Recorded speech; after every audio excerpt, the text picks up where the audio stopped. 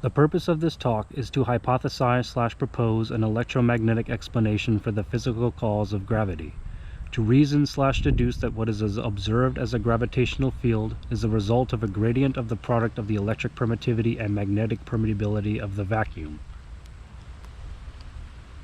I want to begin this talk with briefly going over what a wave is and its relevancy to light, and then go over some experiments which I think are relevant to the hypothesis. Hopefully this will set the stage to then introduce the tentative thoughts on gravity. So, what is a wave? A wave is an effect of a disturbance of a medium, where a disturbance from equilibrium transfers to neighboring parts of the medium, and those neighboring parts transfer the disturbance to its neighboring parts, and so on. As the transferer transfers to the transferee assumes a state of disequilibrium as the transferer falls back into a state of equilibrium. As such, the disturbance propagates. Note that while there is a propagation, nothing, in the material sense, physically travels. That is to say, that if one disturbs the center of a still pond, the disturbance propagates outwards towards the edge of the pond, but the wave at the center of the pond does not itself travel towards the edge of the pond. The rate at which such a disturbance, a wave, propagates is a function of the properties of the medium itself. There is a strong body of evidence to suggest that light is a wave.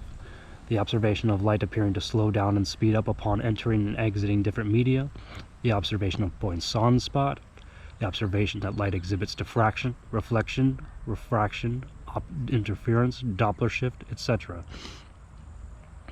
By the mid-19th century, Fizeau, as well as others before him, had been experimentally measuring the speed of light. Around the same time, people were also investigating the nature of electricity and magnetism. Under the formalisms of the time, it was noticed that the ratio of the electrodynamic unit of charge to the electrostatic unit of charge was the velocity. Weber and Kohlrausch set off to determine the experimental value of this ratio, this velocity, through a process of charging and discharging Leyden jars, where a Leyden jar would be charged to store a certain amount of known charge, measured in electrostatic units. The Leyden jar would subsequently be discharged, and the amount of its leftover charge measured through the deflection in an electrometer. And from there it was seen how long it took for the electric current, measured in electrodynamic units, to produce the equivalent deflection in a galvanometer. From their results, with respect to the formalisms they were using, Weber and Kohlrausch discovered that the ratio of the two systems of units was equal to c times the square root of 2, where c is the directly measured speed of light. If they had used electromagnetic units instead of electrodynamic units for the electric current, the measured ratio would have equaled c. The results of Weber and Kohlrausch, which ultimately generate a value of c from the ratio of certain electromagnetic properties / electromagnetic formalisms, are related/connected to the ratio of the proportionality constants of Coulomb's law and Ampere's force law. The experimentally measured value of c from the results of Weber and Kohlrausch was very close to the experimentally measured speed of light value by Fizeau. From these experimental results, the experimentally measured c value by Weber and Kohlrausch, together with the experimentally measured speed of light value by Fizeau, in conjunction with the formalisms, Maxwell hypothesized that light was a form of electromagnetic radiation, and his equations therefrom ultimately predicted that light was an electromagnetic wave. Those experimentally determined qualities, such properties, in the electromagnetic formalisms of Maxwell and others, which gave rise to the speed of light, were known as the electric permittivity and magnetic permeability, where the electric permittivity is the ability of a material to polarize when subjected to an electrical field. The magnetic permeability is the ability of a material to be magnetized when subjected to a magnetic field.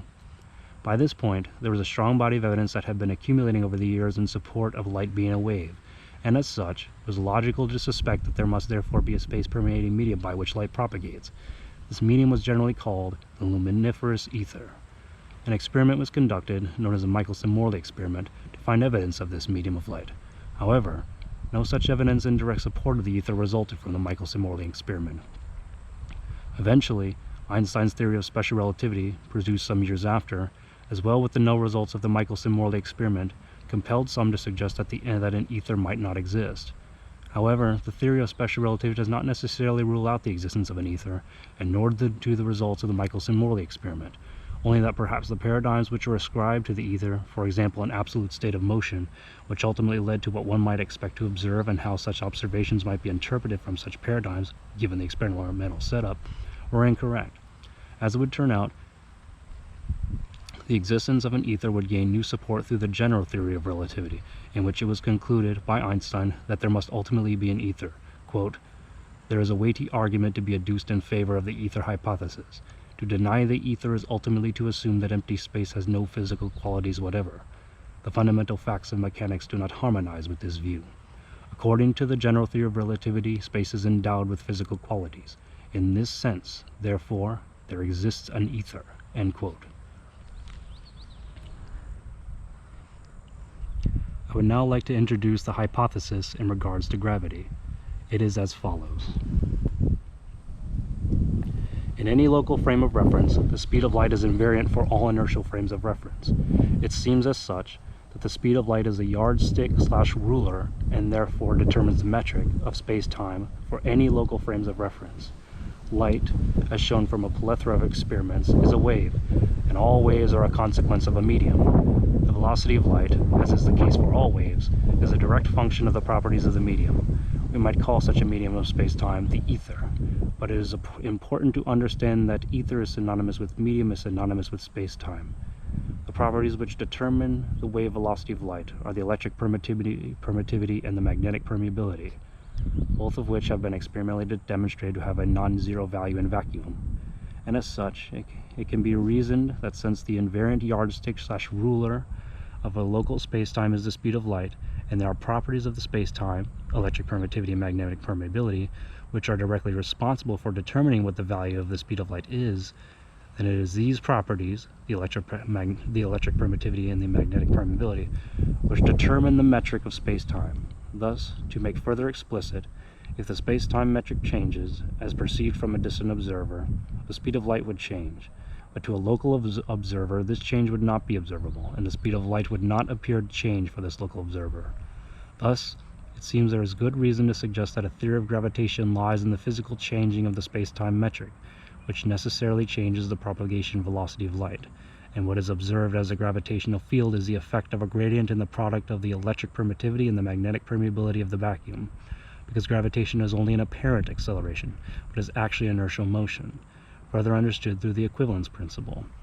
Under such a physical change in the space-time metric, the local speed of light would be perceived to remain invariant, thus preserving the equivalence principle, and ultimately explaining why gravitation is only an apparent acceleration, and why all objects, independent of mass, accelerate at the same rate in a given gravitational field, and yet feel no such acceleration themselves.